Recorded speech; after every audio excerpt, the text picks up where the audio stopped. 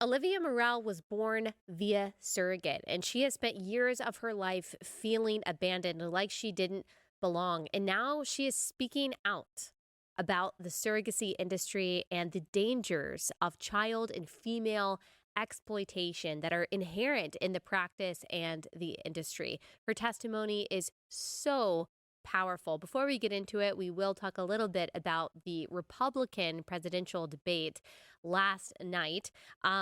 Also, before we get into that, I do want to remind you that we've got amazing Christmas gifts for the relatable fan in your life. That's you and your spouse and your family and your friends, I'm sure.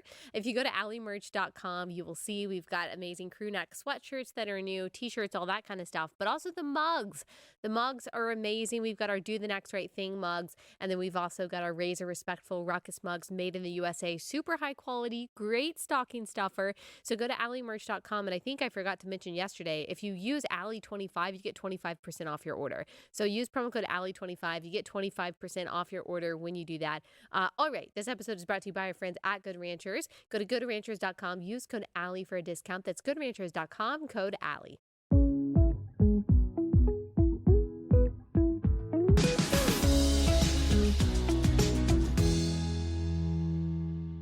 Hey guys, welcome to Relatable. Happy Thursday. Hope everyone is having a wonderful week so far.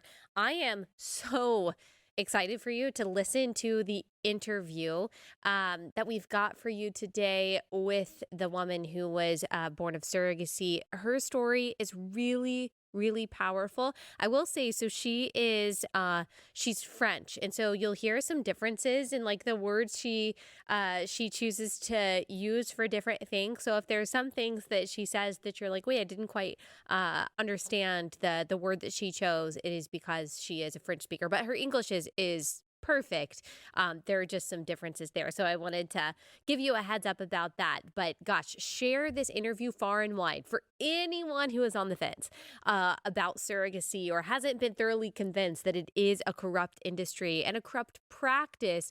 They've got to listen to her testimony that she is giving us today. But before we get into that, I did want to say a couple things about the fourth Republican debate last night. And you might be thinking, there's been 4 debates?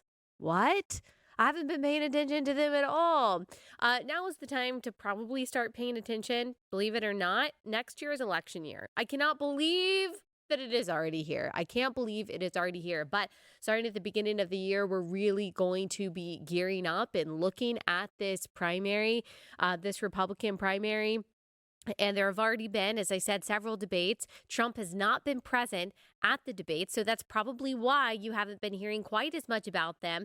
But I tuned in last night. I haven't tuned into all of the debates. I'll just be honest about that. But I did tune in last night, mostly because my girl Megyn Kelly was the moderator, one of 3 moderators, and she did a great job. All of the moderators did a great job. This was a News Nation debate. The Fox News debate that we saw a couple weeks ago, I heard some of those questions. I thought the questions were ridiculous, just completely superfluous in some cases, and in other cases, couched in like the liberal assumption of something, like how they would ask a question would be like giving credit to the liberal position on, say, abortion or immigration. That was not the case last night. There were very hard-hitting questions. So right out the gate, you had Megyn Kelly, always with amazing questions, taking no prisoners.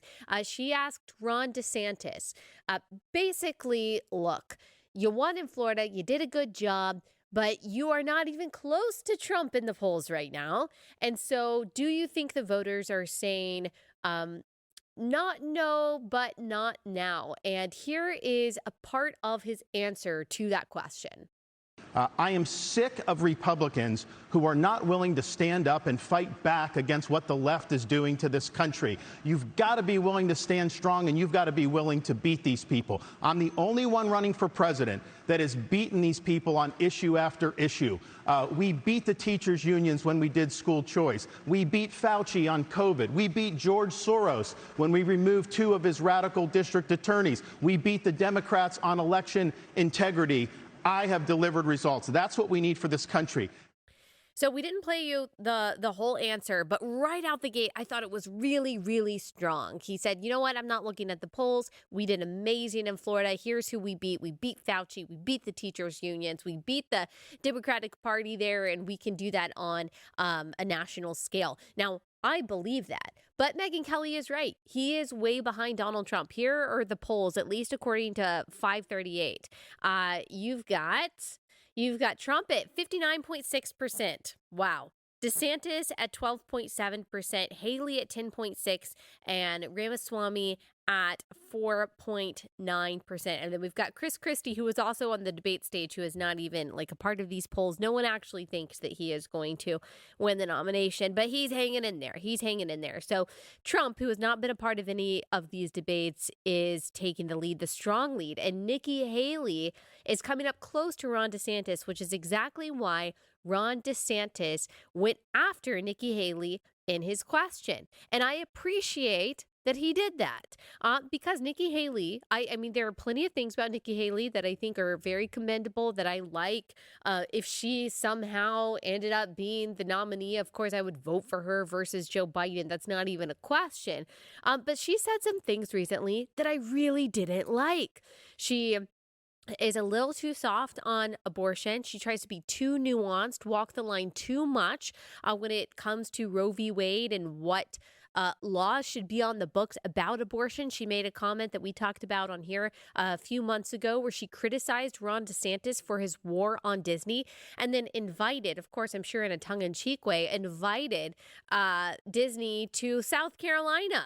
Invited Disney to South Carolina. Now, to South Carolinians, the conservative South Carolinians, do you really want a company like Walt Disney to be infiltrating your school districts, to be influencing what curriculum your children are learning, so that your children learn in kindergarten that they can switch genders? Like, is that the kind of influence, the kind of corporate influence that South Carolinians want? But apparently Nikki Haley thinks so. And then, of course, she made the comment just this week, I think we did talk about it on yesterday's show, that the law has no place when it comes to the genital mutilation of children. It has no place when it comes to these quote unquote gender affirming surgeries on minors, the double mastectomies for teen girls, the chemical castration of preteen boys. She said in an interview that the law does not have a place.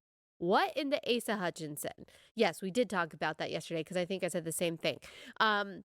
So she is like running to the left of Ron DeSantis. Ron DeSantis called her out because she is catching up to him. And then Ramaswamy also called her out really for being kind of a hawk. He's much more isolationist, or at least he says he does. And he says he's anti-corporation, whereas she has a lot of corporations backing her. As she said last night, Wall Street is backing her. She just had a meeting with BlackRock and Vanguard, these companies who are funding the moral rot at an institutional level in our country. So she addressed those things. Ron DeSantis obviously going after her.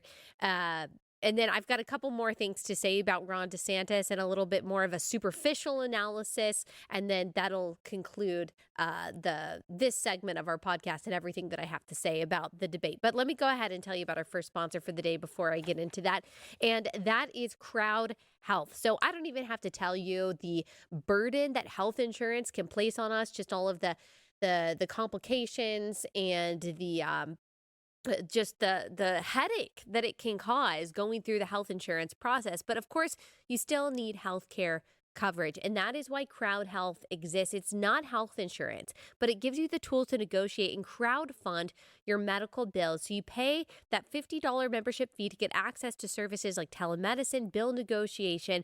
You join the Crowd, which is a group of members just like you who want to help pay for each other's unexpected medical events. For $175 for an individual or $575 for a family of 4 or more, you get access to a community of people who are willing to help you out in the event of an emergency. No doctors' networks. It just makes everything a lot smoother and easier. Let Crowd Health help with your healthcare needs. Get started today for just $99 a month for your first 3 months by using code Allie at joincrowdhealth.com. Crowd Health is not insurance. Learn more at joincrowdhealth.com. That's joincrowdhealth.com, code Allie.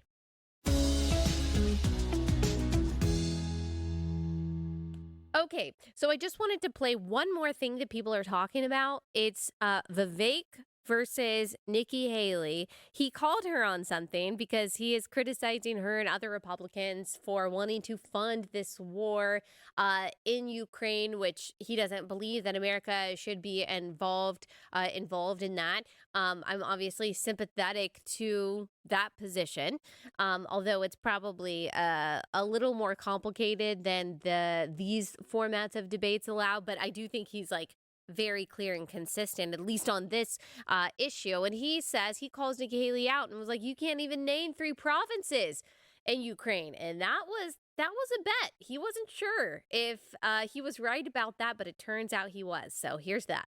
Foreign policy experience is not the same as foreign policy wisdom. I want everybody at home to note that I was the first person to say we need a reasonable peace deal in Ukraine. Now a lot of the neocons are quietly coming along to that position, with the exceptions of Nikki Haley and Joe Biden, who still support this, what I believe is pointless war in Ukraine. And I think those with foreign policy experience, one thing that Joe Biden and Nikki Haley have in common is that neither of them could even state for you 3 provinces in eastern Ukraine that they want to send our troops to actually fight for. Look at that. This is what I want people to understand. These people have, she has no idea what the hell the names of those provinces are, but she wants to send our sons and daughters and our troops and our military equipment to go fight it.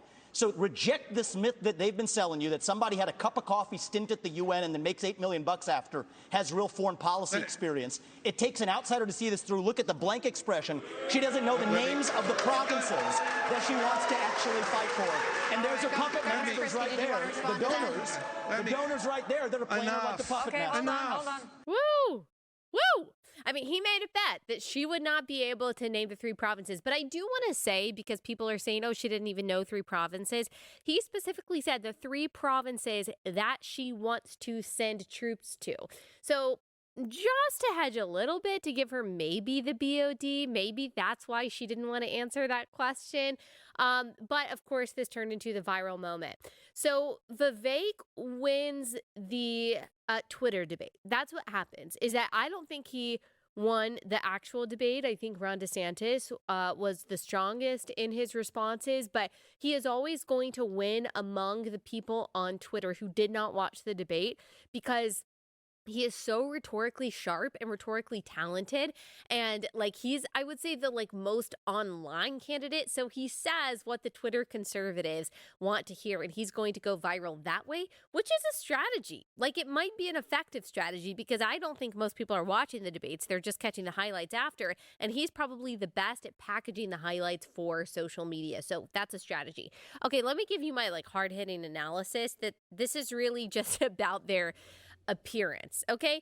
So I was telling my husband this actually earlier, and he was like, you need to say that, because that's interesting. One thing that I will give Nikki Haley, even though I disagree with some things that she has said, some really important things, she has dressed really well. She dresses really well as a female politician. And you know how I know that she is doing a good job when it comes to her hair and her makeup and her appearance? And I know you're not supposed to talk about this. You're not supposed to talk about this for a woman, because no one has talked about it.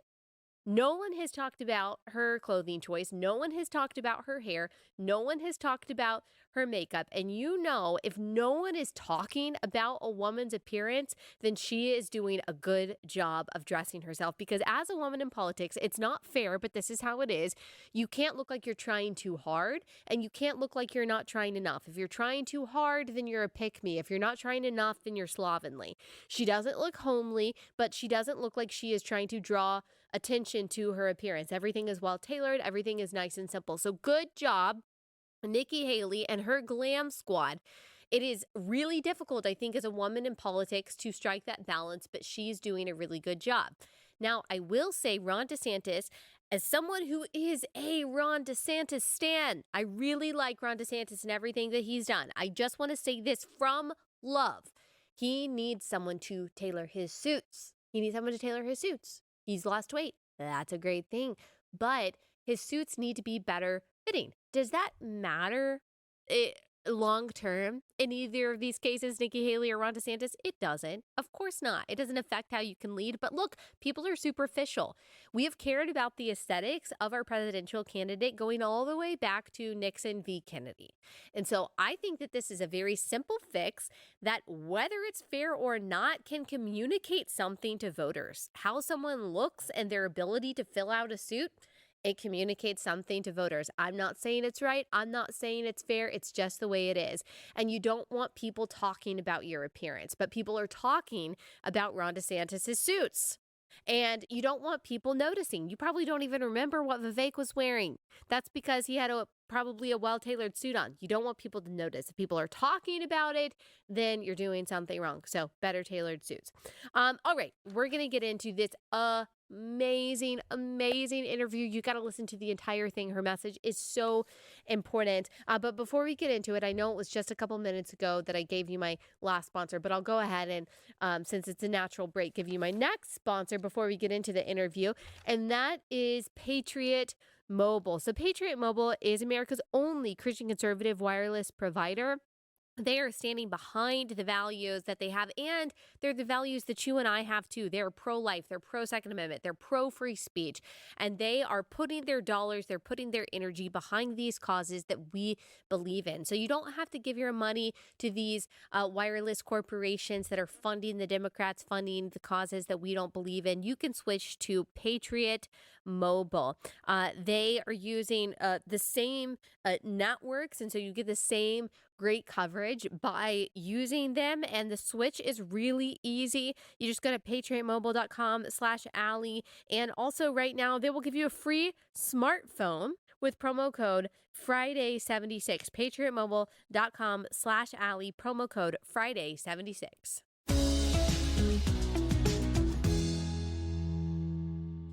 Olivia, thanks so much for taking the time to come on. Could you just tell us a little bit about who you are and what you do? So I'm Olivia. I'm 31 years old. I'm about to turn 32, actually. I'm a mother of three. I live in the south of France, and I am married to a wonderful man. Um, Today, I am fighting against surrogacy. I'm using my story to fight against surrogacy, and try to, you know, speak my word and take my word out there. We have a lot in common. I am also 31, almost 32, and a mother of Okay. and a mother of three. Yeah. So I saw your testimony on Twitter a couple weeks ago, and I was like, gosh, I've got to get her on my show. It was the International Conference on Surrogacy. It was held at the Parliament of the Czech Republic. This was on November 21st, and it's been going around on Twitter. Back us up. Tell us why you're speaking out about this, why you're opposing surrogacy. I was born from surrogacy, so 30, almost 32 years ago, through traditional surrogacy in Kentucky. And I have suffered a lot from the trauma of what surrogacy has caused me. And I really wanted to make sure that people knew that surrogacy wasn't this beautiful kind of magical thing that we like to portray it on media. So yeah, I really wanted to show people that the negative aspects of surrogacy, that surrogacy isn't what it looks like in the media. It's dark, it's full of negative things. It's using women as incubators, it's selling and buying children. And it's also causing a lot of harm on children. I'm 32. I'm almost 32 years old, but I'm going to say I'm 32 years old. It took me 31 years of time to speak out. All these children that are that are being born now, they can't speak up yet. We'll see in the future generations what it's going to cause, but I do thoroughly believe that we are going to see a generation of children that are going to be very hurt by surrogacy Hmm. because they were born that way. And you said that you were born via traditional surrogacy. I actually hadn't heard this term, but this means that the surrogate was also the egg donor, which, from my Yeah, understanding, that is now not only uncommon, but also illegal in most cases, that the egg donor, the egg seller, has to be separate from the gestational carrier. But your biological mother was also your gestational carrier, correct? exactly. That's how it is. But it does still happen, and you can see it on internet. Actually, a lot of centers still sell traditional surrogacy. Okay. And when did you find out that you were conceived in this way? That's a good question. I always kind of knew. Mm, I mean, I always felt like I didn't fit in. My entire life was kind of awkward with my parents. Up until I was about 16 to 17 years old, where I started getting more and more questions, like just popping up in my head concerning my birth, and I had to get answers. So I just went to Google. I Googled Louisville, Kentucky, and I started getting all these, these internet websites hmm concerning surrogacy. And that's when it kind of all clicked into place. Um, so as of then, I started saying to everyone that I was born by a surrogacy. My And this was husband, my before. Okay, so yeah, so that's when I was 16, seventeen that's years when you were old. 16. And what I know that you said that things were kind of like awkward with your parents, but were there any Yeah, specific clues that made you think this? Because like I'm thinking, I don't think I would have ever even known what that was or even tried to deduce that as a teenager. So how did you know to even search for something like that? I don't know. It was kind of like it was in me. Mm, My mother, I mean, we always had really weird, like not a very good connection with my mother. mm, I love her, but we don't have a like that mother-daughter kind of bond. interaction thing going on. Yeah, exactly, bond. And she doesn't really look like me. We don't have the same passions. I really don't share much with this person, except that I don't know, she of course she offered me an education and whatever, but I don't share much with that person. And I knew something was off. So I knew it was either adoption or something else. Mm. And that's when I started just looking up maybe things that were happening with surrogacy in Louisville, Kentucky at that point in time. So when I was 16, 17 years old. Okay, and where were you raised? I was raised between Florida and the south of France. Okay, and you searched Louisville, Kentucky because you knew that you had been born there? Yeah, exactly. On my birth certificate, that's where I was born, on my passport, whatever. Okay, so you're 16, 17 then, and did you go to your parents at that point, the people who raised you, and Mm. say, "Hey, is this true?" No, never. I would never have gotten to them. I felt like I had kind of this, I mean, I couldn't. It was impossible. I couldn't go up to them and be like, okay, hey, I know that I was born through surrogacy. Tell me the truth. No, that just wouldn't happen. I was too scared of how they would react, what Mm, they would say. I was still living under their roof, so I couldn't go against them and the way I was born. It was impossible, and so I kind of just kept that inside of me. mm, But I was telling the whole world, apart from them, that I was born via surrogacy. That's what was insane. So I mm. was telling the doctors, I was telling my friends. I met my husband at the age of 21. I was telling him, I told my mother-in-law. And because I told my mother-in-law, so my husband's mother, and she just knew and she saw me suffer. She just saw me suffer all of these years. And so at the age of 30, she offered me a DNA test. And that's when I had the physical proof. Okay, so you just knew intuitively when you searched Yeah. for surrogacy in Louisville, Kentucky, like what exactly did you find that confirmed your intuitive feeling that this was how you were conceived and carried? Websites concerning surrogacy centers. Okay. Gotcha. And so you did not go to your parents at this time. And when you say that your mother-in-law saw you suffer, talk a little bit more about your suffering. Like, I know that you said it was awkward growing up. I imagine that that in itself is traumatic, not feeling like you have a real bond with your mom. That's such an Yeah. important bond to have. But when you say that even in your adult life you were suffering from this, what do you mean by that?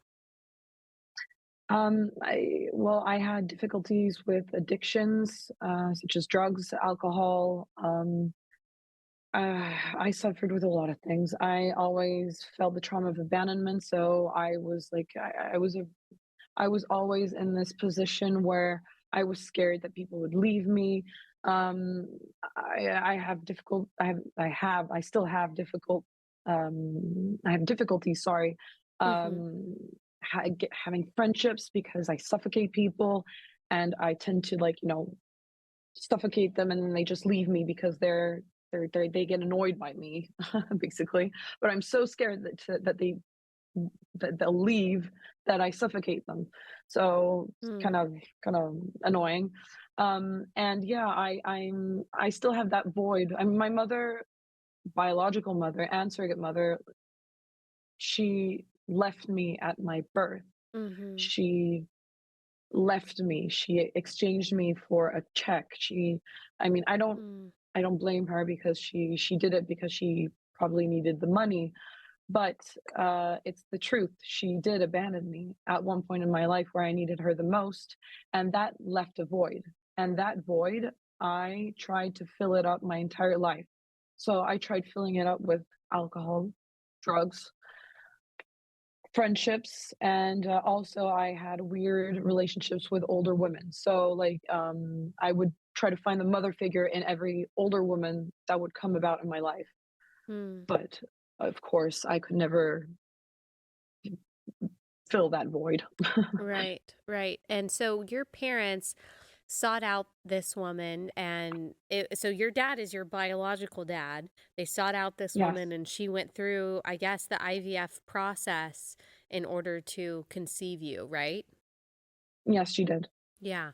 So I imagine even though there is a wound and a separation that happens with adoption too, this probably feels different though because it was more transactional. She needed money, and so she conceived you purposely with the intention of abandonment, right? Which is a little different than if you find yourself with a surprise pregnancy and you can't take care of your child and you give your child to a loving family. This was much more transactional. I just imagine that that probably compounds the feelings of loss that you have. Yeah, I agree. That's how I describe the difference between adoption and surrogacy, and that's because people always compare surrogacy with adoption. I don't know Right. why, but it's two completely different things. Mhm. In surrogacy, we are prescribing the abandonment. That's what René Friedman, who's a very well-known gynecologist, that's how he calls it, the prescribed abandonment. I just love that term because it's exactly what it is. We are um, intentionally programming the abandonment of children by their birth mother, Yeah. which is horrible. And we are intentionally going to create that primal wound that adoptees talk a lot about. Mhm. Um, and yeah, at one point in my life, I was part of a transaction. I actually have a price tag on my head, which is sometimes difficult to carry, Mm. and is also why I had a hard time speaking up. Because as a surrogate born child, we have a price tag, we are worth a lot of money. And so, because of that, we are not allowed to talk. We have to be grateful. We have to be grateful towards our intended parents. So yeah, it's not the adoption and surrogacy are two completely different things, and we must keep them different. Yeah, I like to say that adoption in general redeems a broken situation, whereas surrogacy creates one. It's a Exactly. life that's already been created, and the next best option, if the biological parents can't raise that child, is adoption by loving parents. Surrogacy, you're purposely creating motherless and fatherless children, or at least you are creating them to be separated from the woman that carried them. And then egg Exactly. selling and sperm selling, it's the same kind of thing. One thing that we've also talked about is like the loss of medical information that a child has when they are unknowingly but intentionally separated from their biological family. Half your DNA is from this woman that you were not raised by. And that has presented obstacles for you, right? Like you have only later found out some of the mental health struggles that she had. Exactly. I had no idea, no clue. And I was struggling with mental health issues throughout my entire life, and I had no idea why.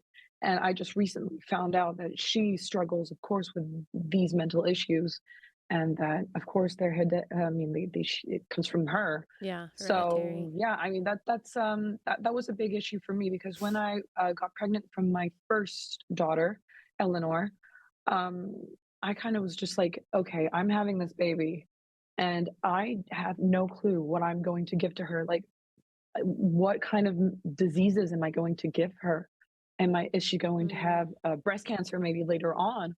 Or is she going to have mental health issues? Is There were so many questions that I was asking myself, and I didn't have answers to. But yeah, that's 25% of the DNA of my children that I didn't know, yeah. which is incredible to me, and it should not be allowed. It shouldn't be allowed. All right, quick break to tell y'all about my Patriot Supply. And so, if things really hit the fan, which we just don't know what's going to happen in 2024, you want to make sure that your family is taken care of when it comes to emergency food supply. So, you need to get a 3-month emergency food supply kit from My Patriot Supply for each member of your family. These are actually nutritious meals, they're good for you, they'll keep you full, and hopefully, you'll never need these food supply kits. They're good for 30 years. You can put it in your closet, your garage, your pantry, good for 30 years. But if you do get in a situation where you need an emergency food supply, you will be so happy that you have one of these emergency food supply kits for everyone in your family. Right now, you can get $200 off your order by going to preparewithallie.com. Preparewithallie.com. If you order by 3 p.m., then your order will ship for free that same day. So if tomorrow, as you're listening to this, you order by 3 p.m., and your order will ship free that same day. So $200 off with preparewithallie.com. So your birth certificate had already been altered, right? To remove your Yes. biological mother's name. So she was supposed, like, we were supposed to just like erase her from your history without a trace. Exactly. So what happens is that I was born. My parents had a house in Florida, so we moved to Florida like right after my birth. But it took like 3 to 4 days to have a new birth certificate delivered, so that my birth mother, my surrogate mother, was completely erased, and it was replaced by my intended mother. So on my birth certificate says that my intended mother is my birth mother, and that's false. Right. And it's kind of dangerous as well Yeah. because I mean it's Right. it's It's not true. it's not true. Yeah, it's Yeah. lying. It's lying. And we're supposed to these certificates are supposed to be true and they're not. And Yeah. it should have at least mentioned that I was born via surrogacy or at least adopted or at least something. Right. But no, it says that my intended mother is my biological mother, which is not true. Yeah. And that's a piece of your identity that, like you said, they are lying about. And it's an important Yeah, piece of and your just identity. wiped away from my it's just wiped away. Yeah. You don't even consider it. Yeah. But it Yeah. doesn't, which is interesting is that they tried to erase it, but early on when I was younger, um, I was like I remember I was like 8 or 7, and we all have those little journals where we Mm-hmm. write, our lover, like who we like and who we love and who's our best friend and whatsoever. And in my journal, I wasn't writing this stuff. I was in France at the time, and I was writing, oh, I need to go back to America. I love America. I am American. I need to go back to America. Like it was just this one idea that I had, and I was Mm. writing down in my journal. And so you see, the genes were calling, like saying, okay, you are American. You need to go back to your country. So the papers lie, but the genes, they don't lie. And at one point, they come back, and it was kind of like America was calling me. Yeah. Right. And the birth certificate thing and all of this that you're talking about, I mean, they do that for the parents. They do that for the parents to give the parents or the people who raised you, your dad and the mother who raised you, it's for them. It's to give them a sense of legitimacy so they can look at the piece of paper and say, no, this is my real child. The transaction checked out. Like this is, the check cashed. This is my receipt, basically, of that. Exactly. And in all of this, it is because I mean, this is the pushback that I get when I talk about surrogacy. I'm sure you do too. But what about the people who really want a child? What about the people who really Mm. want to be parents? What about the people who have XYZ health issue and they have to use a surrogate? They have to use an egg or sperm donor. It's like people can't get out of their minds that the primary thing cannot be what adults want. It can't be that adults want it, so anything goes, right? Exactly. There is no right to have a child. That's what I say every time people tell me these things. There is no right to have a child. I mean, that has to just get into people's minds. But children have rights, and we have the right to know where we come from. We have the right to not be separated from our mothers at birth. We have the right to be raised by our mothers, and those are just such primal and important rights that we step on and we just spit on with surrogacy. Yeah. But people can't understand that. They don't. They just can't. Yeah, it seems like they really can't. And you've met well, okay, actually before I ask that, let me ask you about the moment that so your mother-in-law, she helped you get this DNA test that confirmed what your suspicion had always been, which is again, I just think it's so wild and really cool that your intuition just knew. It just knew. And so this DNA test just confirmed what you already knew about who you are and what your uh, ancestry is. So tell me about that moment. What was it like when you had that confirmation? Oh, it was um it was surreal. I remember it precisely. It was on January 11th, 2023. So it's actually really recent. Yeah, really Um, recent. yeah, really recent. But she was this I'm actually going to write in a book because I have to write a book about this. It's so Yes. important to me. But like when I open the test, the first thing that you see is like your ethnical background, and I mean, I had no French blood in my ethnic background, like nothing came out. So at first I was like, okay, wow, that Wow. I feel better Yeah. because of that. Just, I mean, I had the answer to my questions. So And your then dad I is not scrolled down. French.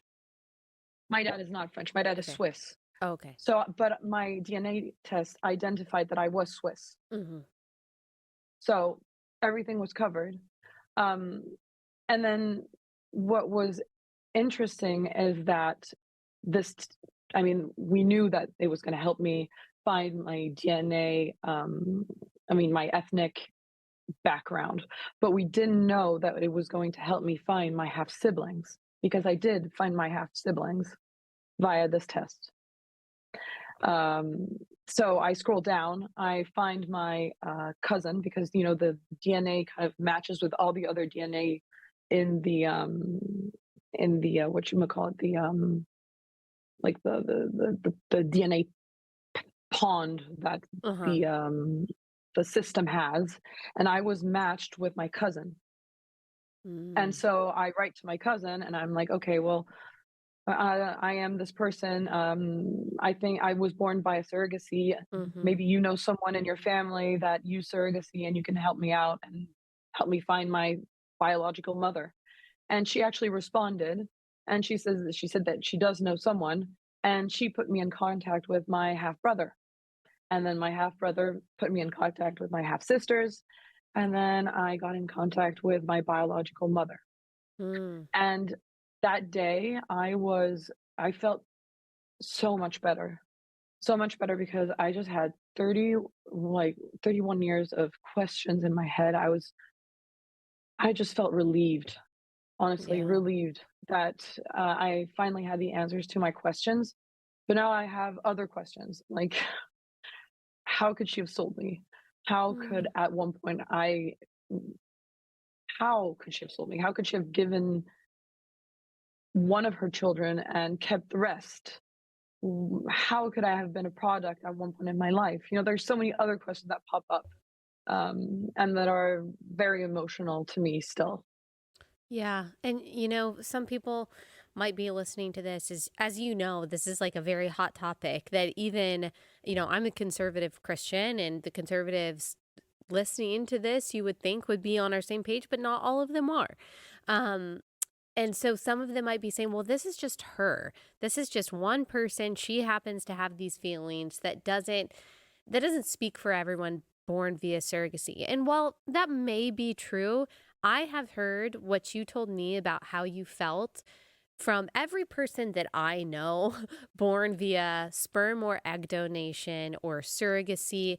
They struggle their whole lives with feelings of abandonment, feelings that their mom Mhm. had been picked out of the catalog or their dad had been picked out of the catalog, feeling, as you said it so profoundly that like there was a price tag on your head. And that is Mhm. that is what we are forced that is the burden that we are forcing tiny humans, babies to carry when we say my desire to be a parent is more important than the well-being and the rights of this child. Exactly. And I just want to say that it's not because some people live, I mean, it's not because some children born via surrogacy live well that we have to legitimate surrogacy, that it doesn't make it legitimate, at least.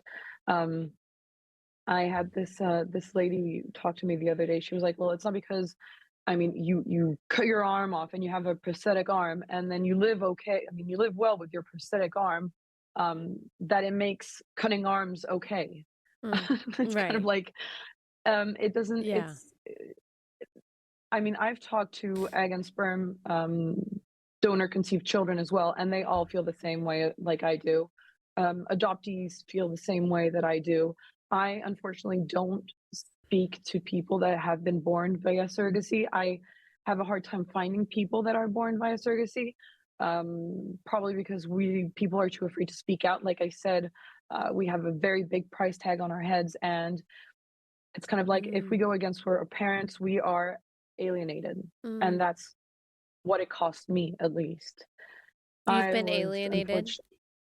Yeah, yeah. Mm. So your parents, Yes. after you started talking about this, they won't talk to you anymore? No, no, no, no. We're not on good terms, unfortunately. I Mm. I have nothing against them. I don't blame them for using the system of surrogacy because it was just out there, like I said, handed out on a silver platter, and they just took it. But um, they're bothered by the fact that I'm talking, that I'm Yeah. saying out loud that Yeah. this is bad. But I feel like I have every right to say it's bad. I mean, I have lived through with these traumas. It doesn't make them bad parents. It just means that I lived traumas and traumatic like I lived with the trauma of abandonment all my life because of the way I was born. It's Mhm. just the way it is. Do you know why they decided to seek out a surrogate? Yeah, I do. My parents, they had a very, very successful business. They worked very long hours whenever they worked very, they worked a lot Mm-hmm. and they didn't stop. I mean, they just kept working, and I think they prioritized their business rather than building a family. So when it was time for them to build a family, and that my father was like okay to build a family, it was a little too late. Mm. And my mother had problems, health issues, so she couldn't conceive a child, and so they seeked out surrogacy. My Mm. mother was 48 when they started seeking out surrogacy. Wow. Wow. Okay. Yeah. And what do you say to people who say, well, you only feel that way because the gestational carrier for you was also your biological mother. But in a lot of cases of surrogacy that we see, it is the biological child of the couple that's renting the womb of the surrogate. So it's the biological egg, it's the biological sperm. They are just implanting this embryo into the surrogate. What do you say to that? Is that still a form of surrogacy that you oppose? Of course, every surrogacy is a bad surrogacy to me. This child that's in the womb, that's connecting with its mother because she will be the birth mother in every single case. This baby is connecting with his mother for 9 months. He's eating what she's eating, he's feeling what she's feeling. He's just living every single day with her, Mm-hmm. and he's hers, and she's his. So when he's going to come out of that womb, he's going to be looking for her. And if Mm-hmm. she's not Ugh. there, that trauma of abandonment will still be there. So, in 100% of cases, you will cause the trauma of abandonment. Mm, That's what it is. I mean, the baby is not going to be like, okay, she's not my biological mother. Wait, hold on. Let me go and check if she's my no, yeah. the newborn doesn't care. He's going to search for the one that he listened to for 9 months. Mm, That's what it is. But I mean, even if doesn't matter if they're biologically related or not, yeah. has no difference. It's just crazy how we understand this when it comes to kittens and puppies and not babies. Exactly. Like we force people to keep kittens and puppies with their mothers for 2 months or 3 months after they are born. But with surrogacy, we don't even leave little baby humans with their mothers for 2 to 3 months after they're born. No, we just rip them away from their mothers at birth. How Mm-hmm. is this even how is this imaginable? Yeah. I'm still wrapping my head around how people find this normal Right. just to have children. And Gosh. Yeah. yeah, it's I just feel like it's not human, at least. Yeah. We just had the conservative like commentator class on Twitter was having a big debate about this because there's a conservative commentator. He and his, Yes. male partner just, welcomed their baby via egg selling and surrogacy. And you have all of these people who are applauding this. They're excited about it because really most people have not thought about surrogacy. They haven't thought about reproductive technology. They haven't thought about the ethics of the reproductive industry. They've not thought beyond yay babies because it's really uncomfortable, as you know, and unpopular to think beyond that and especially to speak beyond that. And so people like me, and I'm sure people like you too, we're called bigots, we're called hateful, we're called cruel, when really it's the opposite. Like we have the common sense, the logical, and the humane position that children are not to be bought, and that wombs are not to be rented, and that eggs are not to be sold. Like to me, like these are so obvious and like fundamental positions, and yet, I mean, I'm routinely called radical and extreme, and I'm sure you are too. Um, I am. I'm all the time, every day on TikTok, on social media. But I don't really care because I think we have to educate people to what surrogacy is. People have no knowledge on what surrogacy really is, and that is what you are saying: buying children, selling children, renting rooms, or like human trafficking. And everyone's like, "Yay, human trafficking!" It Yeah. makes no sense to me either. right, last sponsor for the day is Birch Gold. Diversify your savings with physical precious metals while stockpiling silver in your home safe. You can purchase gold and silver and have it shipped directly to your home, or have Birch Gold's precious metals specialist help you convert an existing IRA or 401k into a tax-sheltered IRA in gold for no money out of pocket. If you don't know about this and you're like I was and you're like, what does diversifying my savings into precious metals even mean? Why does it help me? How does it hedge against inflation?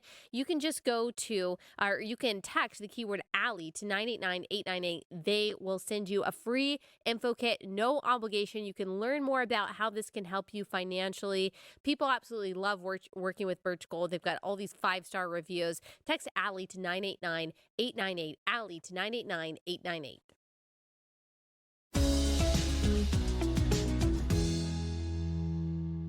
Surrogacy is just separating a child from its mother at birth. Whether or not they're biologically linked or not, it doesn't make a difference because the fetus will link with its mother for 9 months. We deprive these children from knowing their parentage.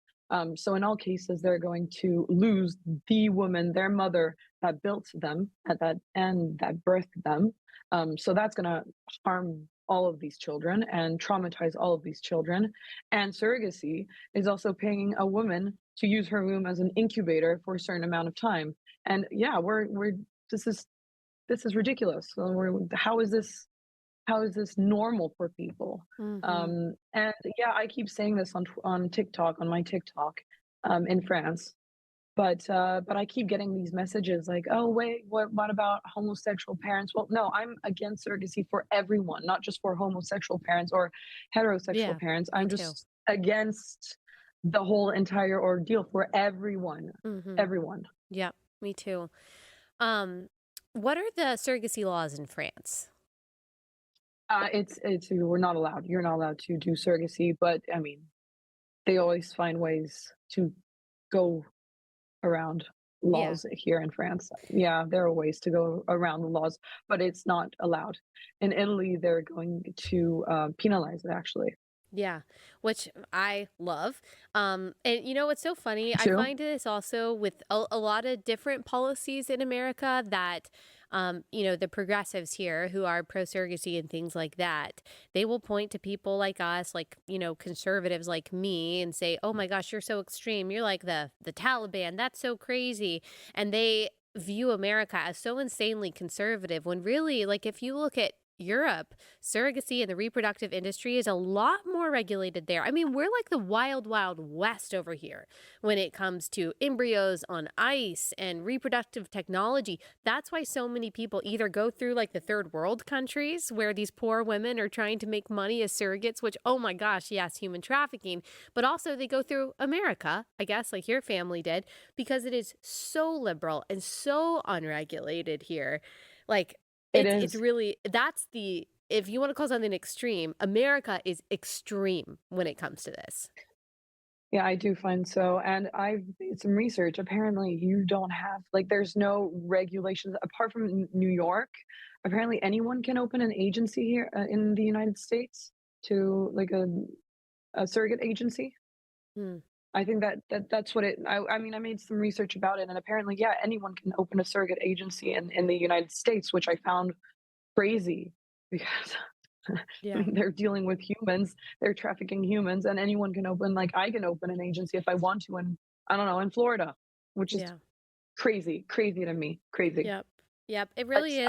Oh, go ahead. Go ahead. yeah, but I don't think it's a political thing, we're talking humans. We're Yeah. talking babies, we're It talking shouldn't women, be. it's not this shouldn't be a political thing. It It shouldn't be a shouldn't. conservative thing or a progressive thing. I It just agree. should be normal. It just should be in people's minds that we don't buy children. Yeah. Dot. We do not use women as incubators. Dot. Yeah. There's no political aspect to this, at least to me. Yeah, it shouldn't be. I mean, as you probably know, in the United States, we're not only extremely political, but like our differing political factions have very fundamental moral differences. So, how we view human beings is really different. Now, that's not to say all Republicans think one way and all Democrats think one way. I'm not saying that at all.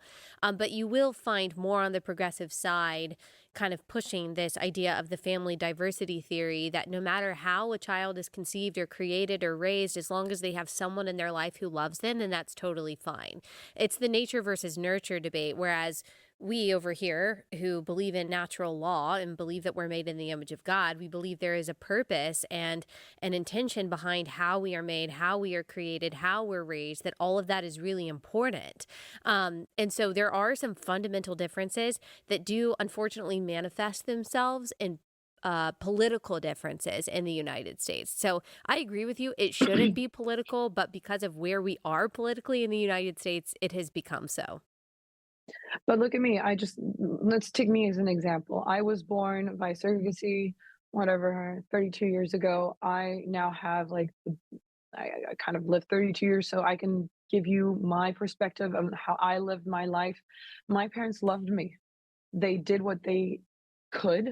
Yeah. They educated me. They offered me an extremely good education. I mean, I had everything I wanted. I had my parents had money. I mean, I lived a good life, financially speaking. However, there was not that bond, and even though they loved me, that love was not enough. It wasn't enough because I still developed tendencies to drugs, to alcohol. I mean, it's just how it is. Yeah. So love doesn't suffice. Love isn't enough. That's it's you. I mean, it's ridiculous to think that way. Yeah. Yeah. Well, I know that we have to let you go. There are so many other questions Yeah. that I wanted to ask you. The last thing that I want to ask is I'm just curious. Do you have do you consider yourself a Christian? Do you have a faith? No, I don't actually. I have no faith. I have faith in humanity. That's what I always say. I have faith in humanity. I think that we can abolish surrogacy worldwide. I will be fighting this cause for as long as I am here on Earth.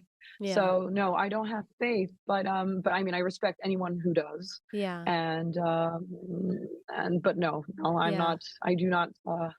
I'm not a Christian. I'm Yeah. actually atheist. Atheist. Well, I mean, and you can react to this how you will, because I know we have to close out. But as I'm listening to your story and the feelings of abandonment that a lot of people have had, but specifically people who have been abandoned by parents, I just wanted you to know that I believe that you are made by a God who cares for you and loves you and made your DNA with purpose, and that you have incredible value, not just because you're a human, but also because you have a soul that is going to live forever. And when I hear you talk, I'm like, gosh, she needs to know that there is a God who created her and who loves her and who sent Jesus to die for her. And that is the only place I believe that we find purpose and belonging ultimately. So I'm so thankful though, whether you believe in him or not, I think that he is using you and using your courage and using your voice and using your suffering for something really redemptive and good. And that's what God does. He takes broken things and he redeems them for a greater purpose. And whether you believe that you're being used by him, that's what I see. So I just wanted to tell you that, but I also wanted to thank you for being courageous because you didn't have to take this stand, yet you are. And you're speaking up for the most vulnerable. And so thank you so much. I will be absolutely cheering you on. And thank you. And I just want to finish with this Go ahead. sentence, just for the people that are listening to me. And want to, I want this message to be clear and clear as possible. There is no such thing as a good surrogacy. No surrogacy is good. There is no justification for forcing a child to be born in order to be separated from its biological mother or non biological mother. And there is no justification for using a woman as an incubator. And that is my message that I want to spread and I hope it'll be listened to. Amen. Amen. Thank you so much. We're going to share this Thank far and you. wide. Yes. Thank you. Have a great day. Thank you. Bye.